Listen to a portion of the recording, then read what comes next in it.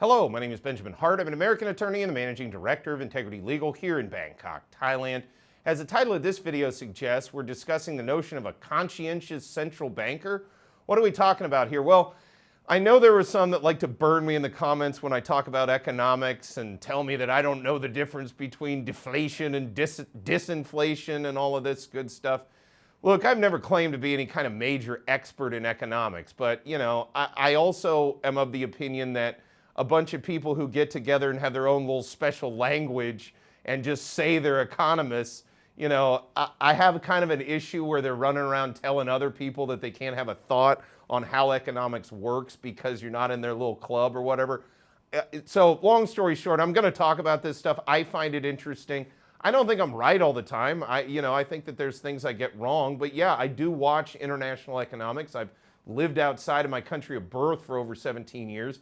And now, I live in another country that I really worry about greatly making economic mistakes, especially at such a precarious time in terms of geopolitics and in terms of international trade, international economics. It's just something I think is worth talking about. And that got me to thinking after I thought of making this video after reading a recent article from the Bangkok Post. BangkokPost.com article is titled "All Eyes on Thai Baht." And just for some context here, the Thai baht is strengthening greatly.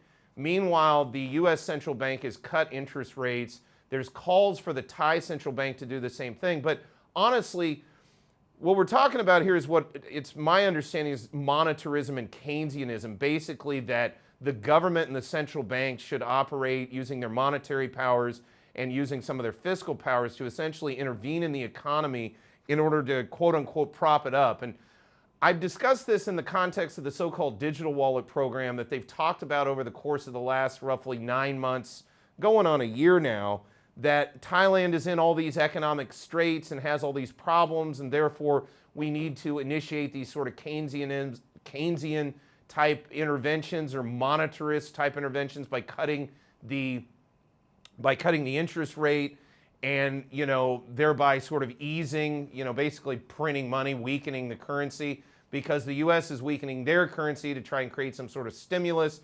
They're also, trying to prop up their own export market. Trump is probably a fan of a weak dollar as well. During his administration, that seemed to be the order of the day. Thailand kind of navigated through that all right. I suspect we can again. But that said, there seems to be this ongoing call for the central bank to step in and intervene. And I personally think that intervention of this type is what got us to this point. It's what brought it, especially in the West. And again, Thailand is very much a part of East Asia, especially economically. But unlike virtually any other country in East Asia, maybe with a little bit of an exception of the Philippines, but Thailand, and in a very different way from the Philippines, is very influenced or has been influenced at least paradigmatically by Western thought, especially in terms of economics. And but at the same time maintaining her own paradigm, her own interests, or pursuing her own interests, I should say, notwithstanding the fact that doing so might contravene notions from Western economic thinking. At the end of the day, Thailand does what's best for Thailand. It's one of the reasons I like living here. I didn't like living in a country that I could never figure out what was in the national interest from anything that they did. I enjoy living in a country that strictly adheres to or pursues the national interest. That said, there seem to be those, again, and I've talked about this, the digital wallet, they were trying to create this sort of ongoing narrative, if you will, that Thailand has this massive economic problem. Yes, there are people that could use some relief. Yes, there are people that could use some help. But as we've discussed in prior videos, Q1 of this year was staggering. Coming off of the high season, I mean, we were seeing booms. It was like up 7%. I think in the past I've said near 10%. I thought it was 9.6%. I believe it was 6.9% increase in consumer spending. I mean, going into the first quarter of 2024, that is a staggeringly good thing. And I think the rest of the world saw that. Quite frankly, I think Western interests are looking at Thailand as, if you go back and read looking at Thailand as a sort of almost like a plump Turkey or something to shoot, you know, and to get something out of Thailand. I remember reading an article years and years ago. I believe it was called Committee to Save the World. It was in Time magazine. The cover had, in fact, we'll try to throw up the cover of Time magazine. It had, if I recall, Greenspan on it, Larry Summers was on it, and Rubin, the then Treasury Secretary. But in that article, they talked about when the Asian financial crisis broke out, how the central bankers in America got on the phone and did some things to sort of firewall it, to keep it from coming in, particularly to the American economy. I bring this up because, you know, again, and we saw in the 90s here in Thailand how Western influences can have a detrimental impact on Thailand. And then that capital then flows out to the Western powers, basically, to the Western sort of financial powers, if you will.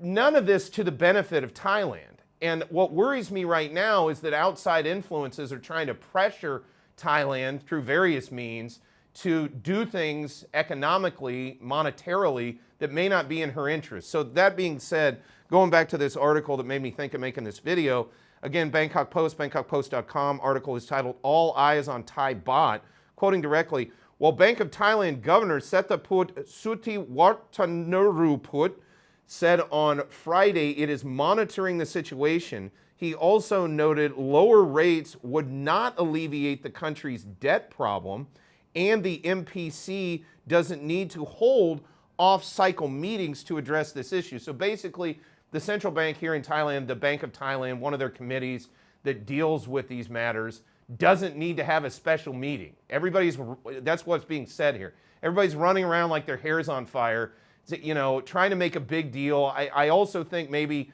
certain political actors are trying to show that they can get some sort of results, and they may be pressuring the central bank to make some moves with regard to weakening the baht and thereby sort of freeing up. It's like a sugar high when you print money effectively, when you quantitatively ease, whatever you want to call it.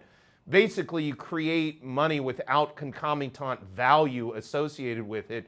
And when you do it, you create sort of an initial sugar high. We saw this in the aftermath of stimulus in America, so-called stimmy checks, where people ran around and the economy really fired up and a lot, you know, money started moving. It's called velocity of money. The money started moving around through the system. This creates a sort of initial wealth effect as everybody sees all this money moving around and they say, okay, everything's going all right.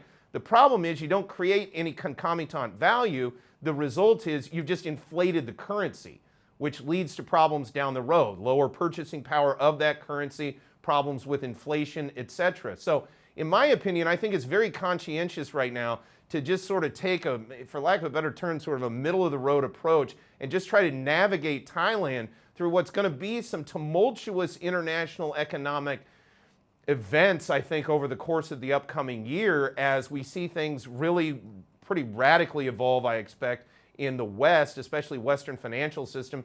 It's my understanding that they're changing over from LIBOR to SOFR, so SOFR from LIBOR. So these are the ways in which in the past you would, basically the City of London dealt with American sort of central bank matters and how the bank in the United States, the Fed, interacted with Europe primarily and the rest of the world.